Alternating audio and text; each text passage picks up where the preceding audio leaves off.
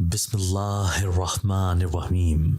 मैं डरी सहमी कमरे के अंदर बैठी बाबा के आने का इंतजार कर रही थी, क्योंकि बाहर सहन में मेरी सौतेली माँ और सौतेले बहन भाई बैठे हुए थे। हुआ कुछ यूं था कि मैं और मेरी बहन सिद्दीका एक ही क्लास में पढ़ते थे। हमेशा की तरह मेरी फर्स्ट पोजीशन आ गई और सिद्दीका की कोई पोजीशन ना आई, और वो सिर्फ पास हुई। हम ये खबर लेकर घर आए तो बस फिर क्या था, माँ ने सिद्दीका को ना सिर्फ बहुत डांटा बल्कि दो थप्पड़ भी लगा दिए और मुझे खा जाने वाली नजरों से घूरती रही। ऐसा कोई आज पहली बार नहीं हुआ, बल्कि हर साल ही ऐसा होता था। मैं पोजीशन ले आती और सिद्दीका को माँ की झाड़ और ताने सुनना पड़ते। रिजल्ट आने के बाद कई दिन सिद्दीका पर बहुत भारी गुजरते। माँ उठते बैठते उसे ताने देती। कमबख्त, इस बार भी मेरी नाक कटवा दी। गजब खुदा का, कभी कभी तो पोजीशन नहीं ले पाती। इस मस्कीन को देख, माँ इसकी नहीं है, बाप सारा दिन मसरूफ रहता है। तुम दोनों एक ही स्कूल में एक ही क्लास में पढ़ती हो, एक ही जगह ट्यूशन लेने जाती हो, फिर क्या वजह है कि वो पोजीशन ले आती है और तू नहीं ले पाती? ना जाने वो दिन मुझे कब देखना नसीब होगा कि मैं भी सर उठाकर कहूंगी कि मेरी बेटी फर्स्ट आई है। माँ तो अपनी भड़ास निकाल लेती, लेकिन फिर सिद्दीका माँ का सारा गुस्सा मुझ पर निकालती। बातें चाहे माँ की हो या मेरी सौतेली बहन की, मैं सब कुछ खामोशी से सुनकर बर्दाश्त कर लेती थी। एक दो बार बाबा को बताने की कोशिश भी की, लेकिन बाबा ने पूरी बात सुनने से पहले ही ये कहकर मुझे खामोश करा दिया कि कोई बात नहीं बेटा, माँ बाप की बातों का बुरा नहीं मानते। माँ तुम्हारी गुस्से में होगी, उन्होंने कह दिया, तुमने सुन लिया, बस खत्म बात। अब बात बढ़ाने से क्या मिलेगा? जब बाबा ने एक से दूसरी बार मुझसे यही कहा, तो उस दिन के बाद मैंने बाबा से भी कुछ कहना छोड़ दिया, और शायद वो ठीक ही कहते हों। मैं उस वक्त बहुत छोटी थी, मुझे इन बातों की कहाँ समझ थी। माँ बहुत गुस्से में थी, क्योंकि बोर्ड के इम्तहानात थे और बहुत कोशिश के बावजूद सिद्दीका अच्छे नंबर लेने में कामयाब ना हो सकी थी। माँ मुसलसल उसे बेइज्जत कर रही थी। इतने में दरवाजे पर दस्तक हुई। माँ ने छोटे भाई से कहा, चल जल्दी जाकर दरवाज़ा खोल, तुम्हारा बाप आ गया है। फिर वो सिद्दीका को धमकाते हुए बोली, सब्र कर, बताती हूँ तेरे बाप को ये कि तू पढ़ने लिखने वाली नहीं है। सिद्दीका खुद बहुत परेशान खड़ी थी और माँ की मिन्नतें कर रही थी कि वो बाबा को कुछ ना बताएं। इतने में बाबा घर के अंदर दाखिल हुए। मैं उठी और कमरे के दरवाजे के पास खड़ी होकर उन्हें देखने लगी। बाबा ने कहा, क्या बात है सकीना, तुम्हारी आवाज गली तक आ रही है, क्यों इतना चिल्ला रही हो? माँ ने कहा, 5वीं क्लास का रिजल्ट आ गया है और आपकी बेटी ने फिर कोई पोजीशन नहीं ली। ये सुनकर बाबा ने कहा, ओह अच्छा, पास हो गई है। सिद्दीका ने डरते डरते हाँ में सर हिला दिया। बाबा ने हंसते हुए कहा, चलो हमारी बेटी पास तो हो गई है। फिर बाबा की नज़र मुझ पर पड़ी तो उन्होंने चारपाई पर बैठते हुए कहा, हमारी बेटी रानी ने कौन सी पोजीशन ली है? मैंने वहीं खड़े खड़े कहा, फर्स्ट पोजीशन बाबा। बाबा ने हंसते हुए अपनी बाहें मेरी तरफ फैला दी और बोले, वाह भाई जबरदस्त, मेरी ये बेटी हमेशा की तरह फर्स्ट पोजीशन लेकर आई है। रानी बेटी इधर मेरे पास आओ। वहां क्यों खड़ी हो? मैं डरते डरते बाबा के पास गई। माँ गुस्से से मेरी तरफ देख रही थी। बाबा ने मेरे माथे को चूमा और सिद्दीका को भी अपने पास बुलाया। हम दोनों बाबा के दाएं बाएं तरफ बैठ गए। बाबा ने जेब से पैसे निकाले, कुछ पैसे मुझे और कुछ सिद्दीका को दिए और सिद्दीका को समझाने लगे, देखो बेटा, जिस तरह रानी कई साल से मुसलसल फर्स्ट पोजीशन ले रही है, हो सकता है अगले कई साल रानी पीछे आ जाए और तुम आगे बढ़ जाओ। जरूरी तो नहीं है कि रानी हमेशा फर्स्ट पोजीशन लेती रहे। बात बस लगन और मेहनत की है। तुम अपनी मेहनत जारी रखो, इंशाअल्लाह अगले साल जरूर फर्स्ट आओगी। माँ ने धड़ से चमचा देगची पर रखा और बोली, ये तो हर साल यही कहती है कि अगले साल फर्स्ट आऊंगी, मगर जब नतीजा निकलता है तो मुंह उठाकर खड़ी होती है। बाबा ने कहा, अरे नेक बख्त, बच्चों की इस तरह हौसला शिकनी नहीं करनी चाहिए। तुम इसके हौसले को ही तोड़ दोगी तो आगे वो क्या खाक मेहनत कर पाएगी? माँ ने कहा, सरताज, आपकी ये फलसफियाना बातें मेरी तो समझ में नहीं आती। आप इन बातों को छोड़ें और खाना खा लें। जो होना था वो हो गया। बाबा ने हमसे कहा, चलो बेटा मुंह धो लो, सब इकट्ठे बैठकर खाना खाएंगे और पास होने की खुशी में मैं तुम सबको आइसक्रीम खिलाने के लिए बाहर लेकर जाऊंगा। हम सब खुश हो गए। माँ ने बरामदे में दस्तरख्वान पर खाना लगाया। हम इकट्ठे खाना खाने के बाद आइसक्रीम खाने के लिए मार्केट जाने लगे तो बाबा ने माँ से कहा, सकीना तुम भी चलो, मगर माँ ने बर्तन समेटते हुए गुस्से से कहा, मैंने नहीं खानी आइसक्रीम। बाबा ने माँ के तेवर देखे तो बोले, चलो बच्चों हम चलते हैं, अभी आपकी अम्मी गुस्से में हैं, उन्हें फिर किसी दिन लेकर जाएंगे। बाबा की उंगली पकड़े हम घर से निकल गए। میرا نام رانی ہے۔ مجھے پیدا کرتے ہی امی اس دنیا سے چل بسی۔ امی کے دنیا سے جانے کے بعد 2 ماہ بعد ہی دادا نے بابا کی دوسری شادی کرا دی۔ بڑی خالہ نے 3 سال کے لیے مجھے اپنے پاس رکھ لیا۔ بابا مجھے دیکھنے بڑی خالہ کے گھر جاتے رہتے اور اکثر بڑی خالہ مجھے بابا کے پاس گھر بھجوا دیتی۔ جب میں 3 سال کی ہوئی تو بابا مجھے واپس لے آئے۔ خالہ نہیں چاہتی تھی کہ سوتیلی ماں کو مجھے پالنے کی پریشانی اٹھانی پڑے۔ صدیقہ مجھ سے 1 سال چھوٹی ہے۔ صدیقہ سے چھوٹی ایک بہن فضا ہے، اس کی عمر 7 سال ہے، اور اس سے چھوٹا بھائی شازل ہے، اس کی عمر 5 سال ہے۔ فضا اور شازل دونوں چھوٹے تھے، اس لیے ان کی عمر لڑائی جھگڑے والی تھی ہی نہیں، جبکہ صدیقہ وہ چھوٹی چھوٹی باتوں کو بہت محسوس کرتی تھی۔ اوپر سے ماں بات بات پر اسے ڈانٹتی تھی، اسے مجھ سے مقابلہ کرنے پر اکساتی تھی۔ ماں کا یہ رویہ مجھے اور صدیقہ کو مسلسل دور کر رہا تھا۔ صدیقہ کے اندر میرے لیے شدید ناپسندیدگی پیدا ہوتی جا رہی تھی۔ بابا سے شکایت کر کے بھی کیا کرنا، وہ مجھے بچی کہہ کر بات ختم کر دیتے۔ ہم نئی کلاس میں چلے گئے۔ یونیفارم، بیگ، کتابیں اور جوتے، ہر چیز نئی تھی، لیکن رزلٹ نکلنے سے اب تک صدیقہ کا موڈ خراب تھا۔ وہ مجھ سے سیدھے منہ بات نہ کرتی، اکثر تو میری بات کا جواب ہی نہ دیتی۔ میری ایک ہی سہیلی تھی، جبکہ صدیقہ بہت ہنس مکھ، شوخ اور چنچل تھی۔ اس کی کئی سہیلیاں تھیں۔ ہم بریک کے بعد کلاس میں آئے۔ اردو کا پیریڈ شروع ہو چکا تھا۔ ٹیچر کلاس روم میں داخل ہوئی۔ ہم نے انہیں سلام کیا۔ ٹیچر نے سلام کا جواب دیا اور بولی، چلو بچوں اپنی کتابیں نکالیں۔ ہم سب اپنی اردو کی کتاب اور کاپیاں نکالنے لگے۔ تھوڑی دیر بعد صدیقہ کی سہیلی افرا کھڑی ہوئی اور بولی، ٹیچر میرے بیگ میں میری اردو کی کتاب نہیں ہے۔ ٹیچر نے کہا، کیا تم کتاب گھر سے لے کر آئی تھی؟ افرا نے کہا، جی ٹیچر، مجھے اچھی طرح یاد ہے، صبح میں نے خود اپنے ہاتھ سے اردو کی کتاب اپنے بیگ میں رکھی تھی۔ صدیقہ کھڑی ہوئی اور بولی، افرا کی کتاب بریک ٹائم رانی نے نکالی تھی۔ پھر وہ مجھ سے مخاطب ہو کر بولی، رانی تم نے کتاب واپس نہیں رکھی؟ صدیقہ کی یہ بات سن کر میں حیران رہ گئی۔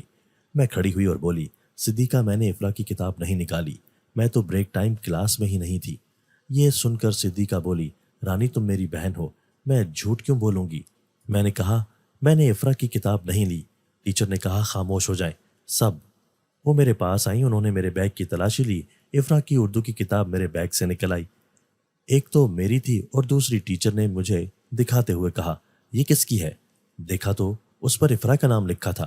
میں نے ڈرتے ڈرتے کہا، ٹیچر یہ تو افرا کی کتاب ہے، لیکن میرا یقین کریں مجھے نہیں معلوم کہ یہ میرے بیگ میں کیسے آئی۔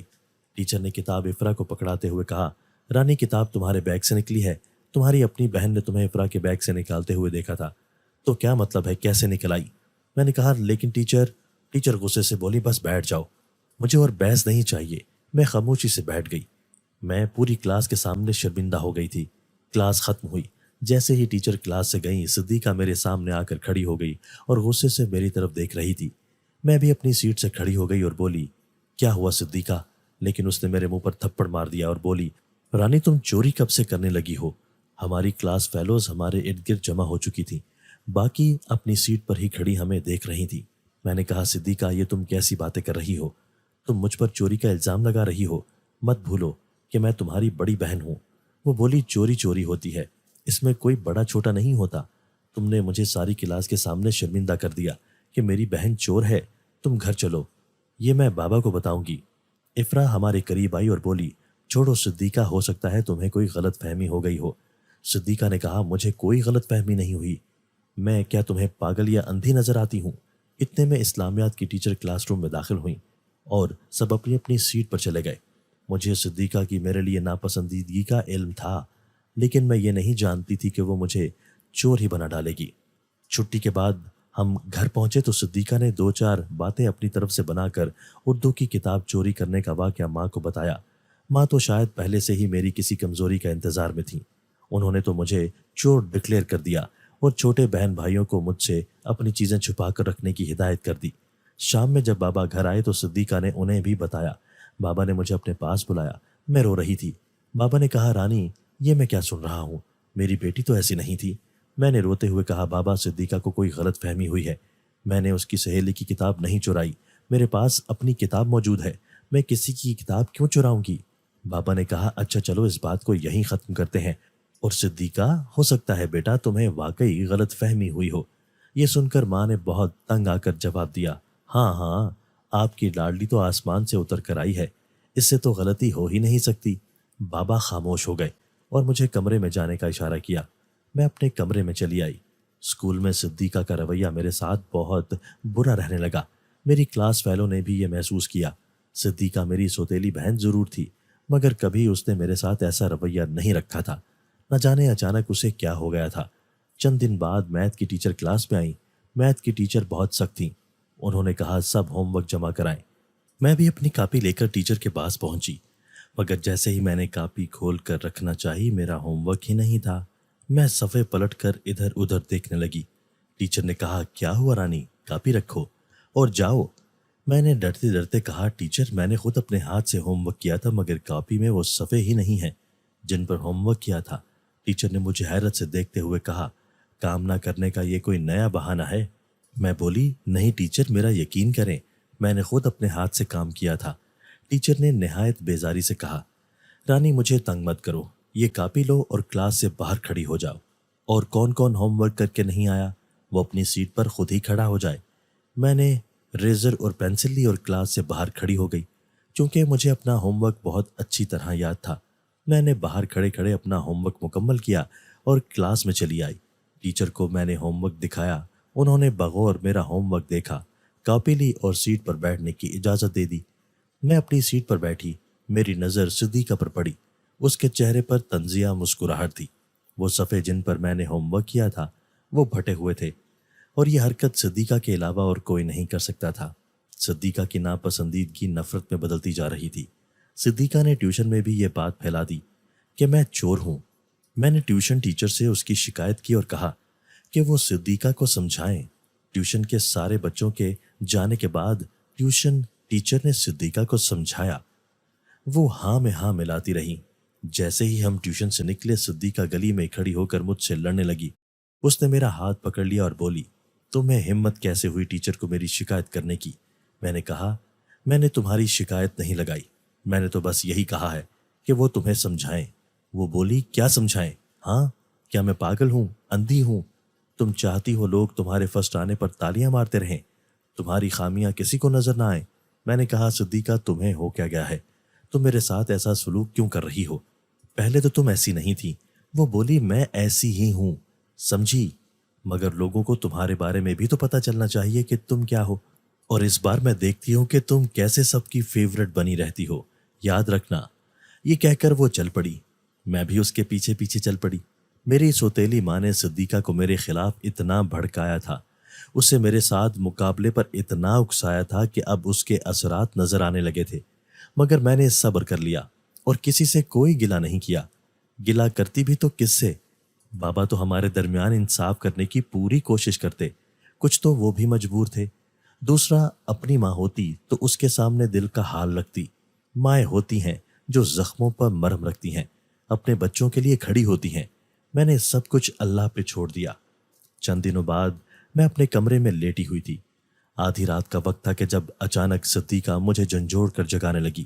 رانی اٹھو رانی، اٹھ جاؤ۔ میں ہڑبڑا کر اٹھ بیٹھی۔ میں نے کہا کیا ہوا صدیقہ، تم اس وقت؟ صدیقہ بہت ڈری ہوئی تھی، ماتھے پر پسینہ تھا، خوف کے مارے ہونٹ لرز رہے تھے۔ وہ میرے سامنے بیٹھ گئی اور بولی تھوڑی دیر پہلے مجھے کسی نے جگایا، میری نیند ٹوٹ گئی، مگر کمرے میں کوئی نہیں تھا۔ اسی وقت مجھے باہر صحن میں آہٹ محسوس ہوئی۔ میں اٹھی اور دروازہ کھولا کہ شاید امی ہوں گی یا چھوٹے بہن بھائی ہوں گے، مجھے جگا کر کمرے سے باہر چلے گئے ہوں گے۔ جیسے ہی میں نے دروازہ کھولا تم چھت کے اوپر جا رہی تھی۔ میں نے سمجھا شاید تم نے مجھے تنگ کیا ہے، میں تمہارے پیچھے چھت پر چل پڑی۔ میں چھت پر پہنچی تو تم چھت کے کنارے کھڑے نیچے دیکھ رہی تھی، تمہارا منہ دوسری طرف تھا۔ میں غصے سے نیچے آ گئی، مگر مجھے نیند نہیں آئی ہوئی تھی، اس لیے یہ سوچ کر چپ ہو گئی کہ تم سے صبح پوچھوں گی۔ مگر آخری سیڑھی پر پہنچتے ہی تمہارے کمرے کی کھلی کھڑکی پر میری نظر پڑی۔ یہ دیکھ کر میری جان نکل گئی کہ تم اپنے کمرے میں ہی سو رہی ہو، تو پھر اوپر کون ہے؟ ابھی میں یہی سوچ رہی تھی کہ کسی نے میرا بازو پکڑ کر مجھے اوپر کی طرف کھینچا۔ میں چیخنا چاہ رہی تھی، مگر میری چیخ نہیں نکل رہی تھی۔ وہ مجھے کھینچتے ہوئے اوپر لے جا رہی تھی۔ سیڑھیوں پر اندھیرا تھا، اس کی شکل مجھے صاف نظر نہیں آ رہی تھی، مگر وہ تمہاری طرح ہی لگ رہی تھی۔ صدیقہ نے اپنے پاؤں بستر کے اوپر کر لیے اور تھر تھر کانپنے لگی۔ پھر بولی جیسے ہی وہ مجھے چھت کے اوپر لے کر گئی، اس نے مجھے فرش پر دھکا دیا اور میرے سینے پر بیٹھ کر میرا گلا دبانے لگی۔ خود کو بچانے کے لیے میں نے پورا زور لگا کر اسے دھکا دیا۔ وہ دور جا گری۔ میں وہاں سے اٹھ کر نیچے بھاگی، وہ بھی میرے پیچھے بھاگی۔ میں نے تو تیسری سیڑھی سے نیچے چھلانگ لگا دی اور تمہارے کمرے میں گھس آئی۔ میں نے دروازے کی طرف دیکھا، دروازے کی 2 کنڈیاں تھیں، ایک اوپر اور دوسری درمیان میں، دونوں ہی بند تھیں، کھڑکی بھی بند تھی۔ صدیقہ بولی، میں نے دروازہ اچھی طرح بند کر دیا ہے اور کھڑکی بھی، کیا میں آج رات تمہارے پاس سو جاؤں؟ میں نے کہا ہاں میری بہن، کیوں نہیں، تم میرے پاس سو جاؤ۔ وہ میرے ساتھ ہی لیٹ گئی اور بولی، امی یا بابا کو کچھ نہیں بتانا۔ میں نے کہا مگر کیوں، یہ کوئی چھپانے والی بات ہے؟ وہ بولی، نہیں رانی، تم انہیں کچھ مت بتانا۔ میں اٹھ کر بیٹھ گئی اور بولی، صدیقہ تم کیسی باتیں کر رہی ہو؟ تم پر حملہ ہوا ہے اور تم اتنی بڑی بات کہہ رہی ہو کہ ہم چھپا لیں؟ کل کو تمہیں اس سے بڑا نقصان پہنچ گیا یا گھر میں کسی اور کو پہنچ گیا تو پھر کیا ہوگا؟ وہ بولی، اچھا ٹھیک ہے نہ، بس اب تم سو جاؤ، صبح بات کریں گے۔ ابھی میں بہت پریشان ہوں اور مجھے بہت ڈر لگ رہا ہے۔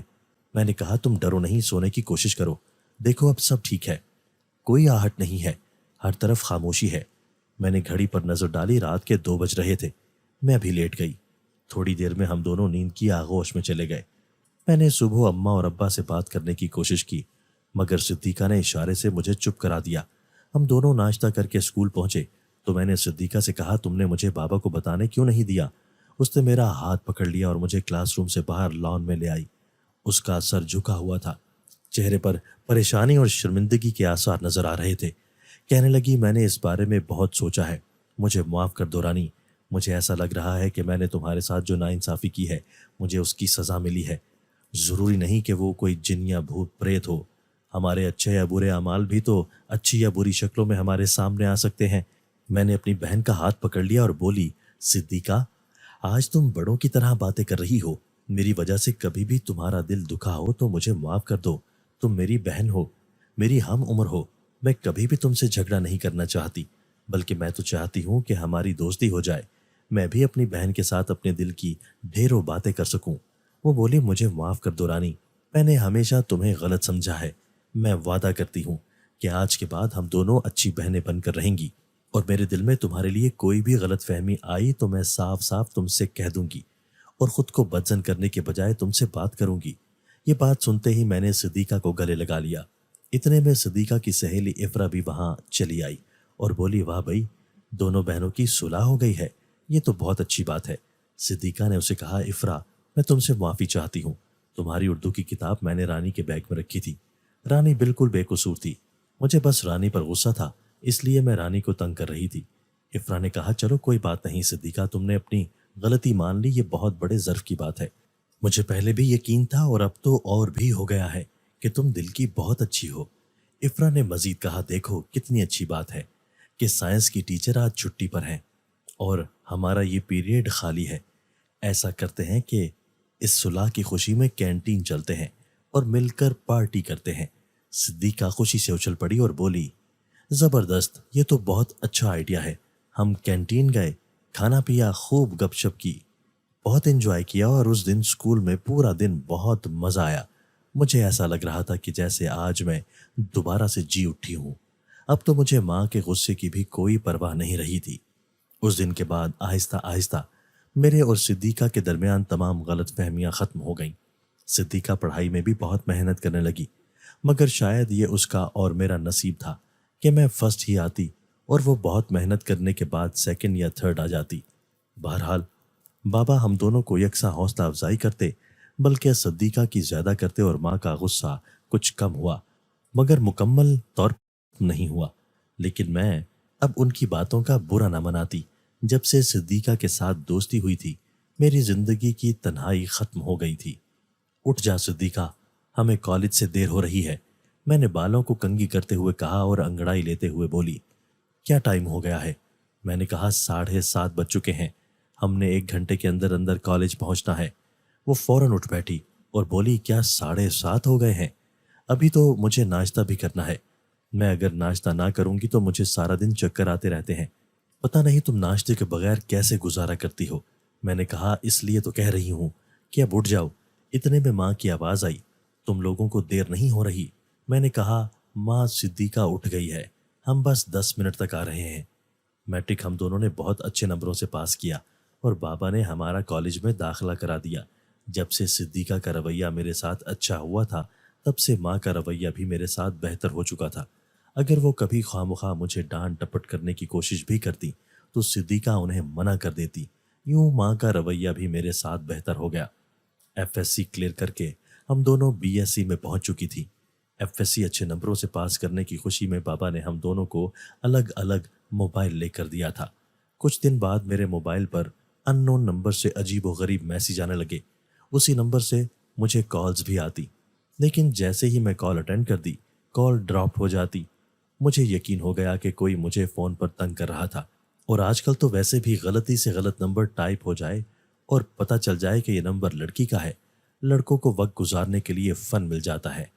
उस नंबर से मुझे कुछ इस तरह के मैसेज आते: मैं तुमसे मिलना चाहता हूँ, दोस्ती करना चाहता हूँ, तुम मुझे देख कर गुजर जाती हो, 1 मिनट के लिए भी नहीं रुकती, मुझसे मिलने के लिए वक्त निकालो, जहाँ कहोगी मैं वहाँ आ जाऊँगा, जगह तुम्हारी मर्जी की होगी, तुम सिर्फ एक बार मुझसे मिल लो, तुमसे बात करने के बाद मैं तुम्हारे घर रिश्ता भेजना चाहता हूँ, वगैरह वगैरह। कोई बहुत ही ढीठ और घटिया शख्स था। मैंने सिद्दीका को भी ये मैसेज दिखाए। मैसेज देखकर वो काफ़ी देर तक हंसती रही, फिर बोली, रानी, एक तो तुम ये मैसेज फ़ौरन डिलीट कर दो, और दूसरा इन्हें बिल्कुल भी संजीदा मत लो, क्योंकि रिश्ते मैसेज पर थोड़ी बनाए जाते हैं। रिश्ते बनाने के लिए दरवाजे पर दस्तक देना पड़ती है। मैंने कहा, वो तो मुझे भी मालूम है, लेकिन मैं थोड़ा परेशान हो गई थी। सिद्दीका बोली, तुम्हें परेशान होने की ज़रूरत नहीं, मैं हूं ना, और वैसे भी ये जो कोई भी है, ये सिर्फ मजाक कर रहा है, इससे ज़्यादा कुछ भी नहीं। मैंने कहा, चलो ठीक है, तुम कहती हो तो मान लेती हूँ। 2 दिन बाद मुझे कॉलेज के लिए अकेले जाना पड़ा, क्योंकि रात से सिद्दीका की तबीयत खराब थी, शायद उसे बुखार था। मैंने भी उसे यही कहा कि वो एक दिन आराम करे। छुट्टी के बाद मैं रक्शे में बैठी, रक्षा घर की तरफ रवाना हो गया।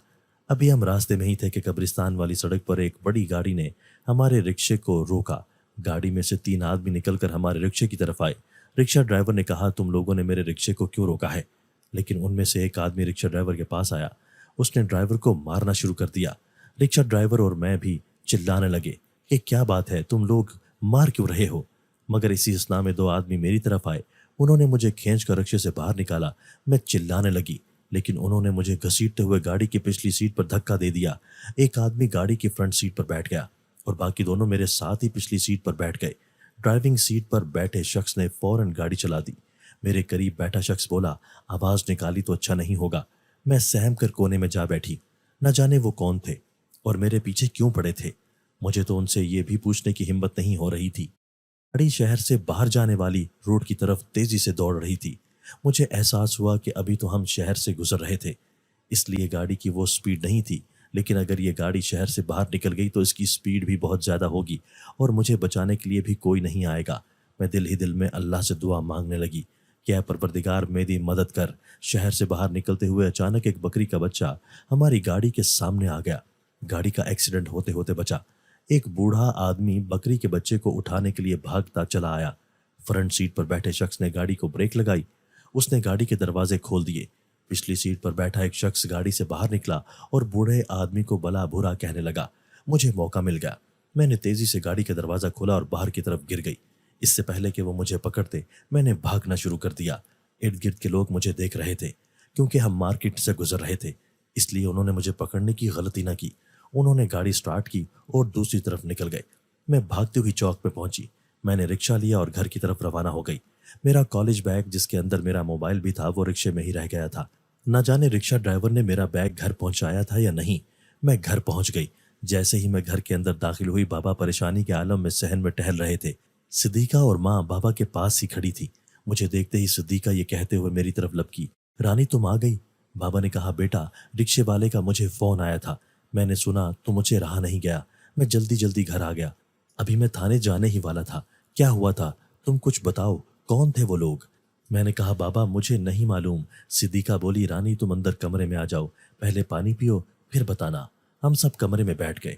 मैंने पानी पिया, सांस बहाल हुई तो मैंने तफसील से सारी बात बाबा को बताई। माँ ने दोनों हाथ मलते हुए कहा, हाय अल्लाह, क्या यहाँ पर कोई किसी को पूछने वाला नहीं है? दिन दहाड़े शहर में क्या हो रहा है? बाबा ने मेरे सर पर हाथ रखा और बोले, रानी तुम आराम करो, اور کچھ دن کے لیے تم دونوں کالج نہیں جاؤگی۔ میں ملک صاحب سے بات کرتا ہوں، وہ اس علاقے کے معزز آدمی ہیں، انہیں لے کر میں تھانے جاتا ہوں اور نامعلوم افراد کے خلاف FIR درج کرواتا ہوں کیونکہ یہ بہت ضروری ہے۔ پھر بابا نے ماں سے کہا، سکینہ دروازہ اندر سے بند کر لو اور اگر مجھے دیر ہو جائے تو پریشان مت ہونا، میں فون کر دوں گا۔ ماں اور بابا کمرے سے باہر چلے گئے۔ صدیقہ نے کہا، رکشے والا بھائی آیا تھا، تمہارا بیگ اور موبائل دے گیا تھا، میں نے تمہارے موبائل سے سم نکال دی ہے، بہتر ہے بابا سے نئی سم منگوا کر وہ استعمال کرو اور اس سم کو بند کرا دیتے ہیں۔ بابا نے ملک صاحب سے بات کی اور تھانے میں ایک درخواست دے دی۔ تقریباً 1 ہفتے ہم کالج نہیں گئے، مگر اس عرصے میں کوئی غیر معمولی بات نہ ہوئی تو ہم نے دوبارہ کالج جانا شروع کر دیا۔ انہی دنوں میرے لیے ایک رشتہ آیا۔ بابا کے ایک بہت پرانے دوست کے جاننے والے تھے، بابا نے انہیں کھانے پر دعوت دے دی۔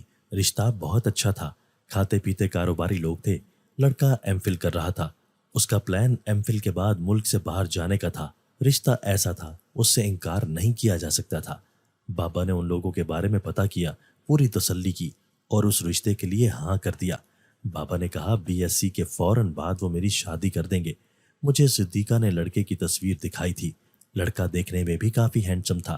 صدیقہ نے کہا، کیوں نہ ہینڈسم ہو، میں بھی تو اپنی ہینڈسم بہن اسے سونپ رہی ہوں۔ بہرحال ماں اور بابا لڑکے کو دیکھ آئے تھے۔ بابا نے بتایا کہ جیسا تصویر میں دیکھا تھا بالکل ویسا ہی ہے۔ پرسکون دن دوبارہ لوٹ آئے۔ اللہ جانتا تھا کہ مجھے اغوا کرنے والے کون تھے اور وہ مجھ سے کیا چاہتے تھے۔ یہ معمہ تو حل نہ ہوا، مگر اللہ نے بڑا کرم کیا کہ دوبارہ کوئی غیر معمولی بات نہ ہوئی۔ 1 مہینے بعد میں اپنے کمرے میں سوئی ہوئی تھی، آدھی رات کا وقت تھا۔ اچانک مجھے ایسا محسوس ہوا جیسے میرے پاؤں کو کسی نے زور سے ہلایا ہو۔ میں چونک کر اٹھ بیٹھی، کمرے میں کوئی نہیں تھا۔ گھڑی پر نظر پڑی، رات کے 2 بج رہے تھے۔ مجھے کمرے کے باہر سے صدیقہ کے ہنسنے کی آواز آئی۔ میں سمجھ گئی کہ یہ صدیقہ ہی کی شرارت ہوگی۔ میں اٹھی اور کمرے سے باہر چل پڑی۔ صحن میں 0 کا بلب جل رہا تھا۔ صدیقہ ہنستے ہوئے چھت کے اوپر کی طرف بھاگ پڑی۔ مجھے بڑی حیرت ہوئی کہ رات کے 2 بجے تھے، مذاق کرنے کا یہ کون سا وقت تھا۔ میں چھت کے اوپر چل پڑی۔ چھت پر پہنچی تو صدیقہ چھت کے بیچوں بیچ دوسری طرف منہ کیے کھڑی تھی۔ میں نے کہا، صدیقہ رات کے 2 بج رہے ہیں، یہ کون سا وقت ہے مذاق کرنے کا؟ وہ بولی، سوچتی ہوں تم بیاہ کر چلی جاؤ گی تو کس کے ساتھ مذاق کروں گی، کس کے ساتھ باتیں کروں گی؟ مجھے امید نہیں تھی کہ تمہارا اتنی جلدی رشتہ آ جائے گا۔ میں مسکرائی اور اس کی طرف چل پڑی۔ میں نے کہا، امید تو مجھے بھی نہیں تھی، لیکن یہ سب اللہ کے فیصلے ہیں۔ جیسے ہی میں صدیقہ کے پاس پہنچی، وہ میری طرف مڑی، میری جان نکل گئی۔ وہ صدیقہ نہیں تھی، اس کے کھلے ہوئے بال ہوا میں اڑ رہے تھے، آنکھیں انگاروں کی طرح سرخ تھیں، ہونٹ موٹے کالے بھدے تھے۔ اس کی شکل کو دیکھ کر ہی خوف آ رہا تھا۔ میں پیچھے ہٹی، اس نے فوراً مجھے فرش پر دھکا دیا اور میرے سینے پر چڑھ کر بیٹھ گئی۔ اس کی آواز تبدیل ہو چکی تھی، وہ میرا گلا دبانے لگی اور غصے سے دانت پیستے ہوئے بولی، جس طرح خوشی کا ایک دن مقرر ہوتا ہے، اسی طرح موت کا بھی ایک دن مقرر ہوتا ہے، اور تیرے مرنے کا دن نان پہنچا ہے۔ میں نہیں جانتی تھی کہ وہ کون تھی، اسے کس نے بھیجا تھا، آخر مجھ سے کسے دشمنی تھی۔ میں یہ پوچھ بھی لیتی اگر وہ مجھے مہلت دیتی، مگر وہ مجھے مہلت دینے کے لیے تیار نہ تھی۔ وہ میرا گلا دبائے جا رہی تھی۔ اس نے مجھے اسی وقت ختم کرنے کا فیصلہ کیا ہوا تھا۔ میری آنکھوں کے سامنے ماں، بابا اور اپنے بھائی بہنوں کے چہرے گھومنے لگے۔ ماضی کی یادیں میرے حال سے ٹکرانے لگی اور مجھے وہ وقت یاد آنے لگا جب میں 6 سال کی تھی اور محلے کی مسجد میں قرآن پاک پڑھنے کے لیے جایا کرتی تھی۔ ایک دن میں نے اپنے قرآن کے ٹیچر کو پہلی بار درود ابراہیمی یاد کر کے سنایا تو انہوں نے کہا، بیٹا درود پاک کی بہت برکت ہوتی ہے، مشکل وقت میں ہمیں زیادہ سے زیادہ درود پاک پڑھنا چاہیے، بلکہ کثرت سے درود پاک پڑھنا چاہیے، اس سے مصیبتیں ٹل جاتی ہیں۔ وہ پوری قوت سے میرا گلا دبا رہی تھی اور اب میری گرفت بھی کم ہوتی جا رہی تھی۔ میں دل ہی دل میں درود پاک پڑھنے لگی، درود پاک پڑھتے ہوئے اللہ اور روضہ رسول کو یاد کرنے لگی۔ جیسے جیسے میں نے درود پاک پڑھنا شروع کیا، اس بدروح کی میری گردن سے گرفت کم ہونے لگی۔ اس کی گرفت کم ہوئی تو میری جان میں جان آئی اور بھی تیزی سے درود پاک کا ورد کرنے لگی۔ وہ بدروح میرے اوپر سے اٹھی اور پیچھے ہٹنے لگی۔ میں جلدی سے اٹھ بیٹھی، میں نے اونچی آواز میں درود پاک پڑھنا شروع کر دیا۔ وہ بدروح انگارہ اگلتی آنکھوں کے ساتھ غصے سے دانت پیستے ہوئے مجھے دیکھ رہی تھی اور بدستور پیچھے ہٹ رہی تھی۔ میں درود پاک پڑھتی ہوئی اٹھ کر کھڑی ہو گئی वो पीछे हटते हटते छत के किनारे से जा लगी और देखते ही देखते उसने छत से छलांग लगा दी। मैं दुरूद पाक पढ़ती हुई तेजी से नीचे की तरफ भागी। मैं अपने कमरे में आई और दरवाजा बंद किया और अपने बिस्तर में घुस गई। मैं हैरान और परेशान थी कि ये सब क्या था। आए दिन मुझ पर कोई ना कोई मुसीबत चली आ रही थी। मुझे अपने बचपन की वो रात याद आ गई जिस रात बिल्कुल उसी तरह का वाकया सिद्दीका के साथ पेश आया था, और वो कांपते हुए मेरे कमरे में दौड़ती चली आई थी। और इतने सालों बाद आज मेरे साथ बिल्कुल वही वाकया पेश आया जो सिद्दीका के साथ आया था। खौफ के मारे मेरा बुरा हाल था, मगर मैं सोने की कोशिश करने लगी। अगली सुबह मैं और सिद्दीका कॉलेज पहुंचे। हम ब्रेक टाइम कॉलेज के लॉन में इकट्ठे हुए। हम बेंच पर बैठ गए। मैंने सिद्दीका को रात पेश आने वाला सारा वाकया सुनाया। बड़े गौर से मेरी सारी बातें सुनती रही। फिर बोली, ना जाने रानी मेरी बहन तुम्हारे साथ क्या हो रहा है, लेकिन एक बात तो तय है कि तुम बहुत खुशकिस्मत हो। देखो ना, बचपन से लेकर आज तक मेरे लाख कोशिश करने के बावजूद तुम तालीम में हमेशा मुझसे आगे रही हो। कॉलेज में भी हर सोसाइटी की तुम जान हो, और कोई सोच सकता है कि तुम्हारे लिए इतना अच्छा रिश्ता आएगा। कहाँ हम मतवसत तबके के लोग, और कहाँ तुम्हारा होने वाला शरीक सफ़र जो मुल्क से बाहर सेटल होने की तैयारी किए बैठा है। जाहिर है तुम्हें भी साथ लेकर ही जाएगा। लोग भी अच्छे और शरीफ हैं, बाबा के देखे भाले हैं, और आए दिन जिस तरह तुम पर मुसीबतें आई हैं और तुम्हारा उनसे सही सलामत निकल आना इस बात की निशानी है कि यकीनन तुम बहुत खुशकिस्मत हो और तुम्हें हराना आसान नहीं है। मैंने कहा, सिद्दीका तुम क्या बातें लेकर बैठ गई हो, मैं बहुत परेशान हूँ। वो बोली, तुम परेशान मत हो, तुम चंद दिन रुक जाओ, किसी से कुछ मत कहो। मैं खुद बाबा से बात करती हूँ, क्योंकि मुझे तो ऐसा ही लगता है कि तुम्हें अगवा करने वाले और छत पर तुम पर हमला करने वाली के दरमियान कोई कनेक्शन जरूर है। मैंने कहा, चलो ठीक है, जैसे तुम्हारी मर्जी। कुछ दिन बाद बाबा हम सब के लिए एक सरप्राइज लेकर आए। हम सब देखकर दंग रह गए। बाबा किस्तों पर गाड़ी निकलवा लाए थे। कह रहे थे कि हमारी फैमिली बड़ी है और अब बाइक पर सफर नहीं होता है, लिहाजा गाड़ी हमारे लिए बहुत जरूरी है। गाड़ी को देखकर सब बहुत खुश थे। मेरे ससुराल वाले भी गाड़ी की मुबारकबाद देने घर आए। सिद्दीका और मैंने बाबा से ड्राइविंग सीखना शुरू कर दी। ड्राइविंग सीखने के मामले में सिद्दीका मुझसे तेज निकली। वो 1 महीने के अंदर अंदर ड्राइविंग सीख गई, जबकि मेरे बारे में बाबा कहते थे कि मुझे 2 महीने मजीद दरकार होंगे। एक दिन रात के खाने के बाद सिद्दीका ने बाबा से इजाज़त ली और हम आइसक्रीम खाने के लिए बाहर चले आए। सिद्दीका गाड़ी ड्राइव कर रही थी और मैं उसके साथ फ्रंट सीट पर बैठी हुई थी। हम एक होटल में गए। हमने वहां बैठकर पहले तो जूस पिया और उसके बाद आइसक्रीम खाई। फिर हम घर के लिए रवाना हो गए। मुझे नींद आ रही थी। मैंने अपना सर सीट पर टिका दिया। सिद्दीका बोली, लगता है बहुत थक गई हो, चलो सो जाओ, जैसे घर आया मैं तुम्हें जगा दूंगी। मैंने कहा, ठीक है। मैं बेफिक्री के साथ सीट पर सर टिका के सो गई। मेरी आंख खुली, हर तरफ अंधेरा अंधेरा महसूस हो रहा था। मैंने हिलने की कोशिश की, मगर मैं रस्सियों से बंधी हुई थी। मैंने आंखें खोली और मैं देखकर दंग रह गई कि मुझे एक दरख्त के साथ रस्सियों के साथ बांधा गया था। मेरे करीब एक टूटी हुई कब्र थी। उस कब्र के पास चंद मोमबत्तियां जल रही थी। काला कपड़ा, कपड़े से बना पुतला, मट्टी के प्याले में पानी और कुछ कागज पड़े थे। मैं उस वक्त कब्रिस्तान में थी। कुछ दूर सड़क पर हमारी गाड़ी खड़ी थी और मेरे सामने सिद्दीका खड़ी मुझे देखकर मुस्कुरा रही थी। मैंने कहा, सिद्दीका ये क्या मजाक है, हम यहाँ क्यों हैं?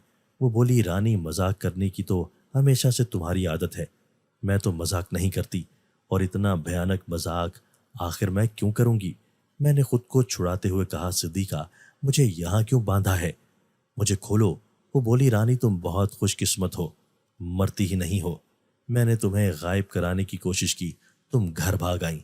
मैंने तुम पर तावीज़ कराए, एक बदरू को खास तौर पर तुम्हें मारने के लिए भिजवाया, तुमने उसे भगा दिया। आखिर तुम चीज़ क्या हो? बचपन से लेकर हमारी जवानी आ गई है, हर चीज़ में तुम मुझसे आगे रही हो। अंदर ही अंदर कूटती रही। फिर मैंने सोचा कि तुमसे लड़ने का मुझे कोई फ़ायदा नहीं है। तुम्हें हराने के लिए मुझे तुम्हारा एतमाद जीतना पड़ेगा। और जानती हो, इतनी बड़ी बात मैंने कब सोची थी? उस वक्त जिस रात मैं कांपती हुई तुम्हारे कमरे में आई थी कि मुझे किसी बदरू ने मारने की कोशिश की है, मगर वो ड्रामा था, महज ड्रामा। सिर्फ तुमसे दोस्ती करने का ड्रामा था, ताकि एक बार तुमसे दोस्ती हो जाए और मैं तुम्हारा एतमाद जीतने में कामयाब हो जाऊं। फिर मैं तुम्हें वहां ले जाकर मारूंगी जहां तुम्हारी सोच भी नहीं होगी।